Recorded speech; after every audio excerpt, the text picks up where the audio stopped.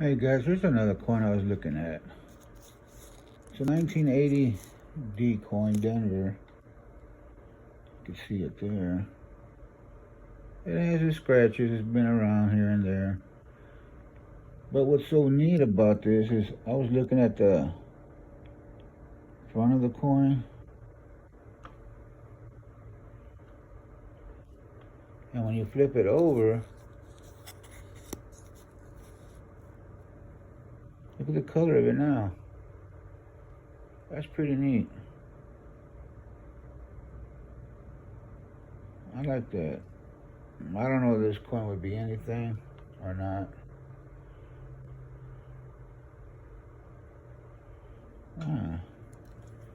I have to make a memo or something, look into this coin. See right there? There might be a little crack or scratch. I'll look into it.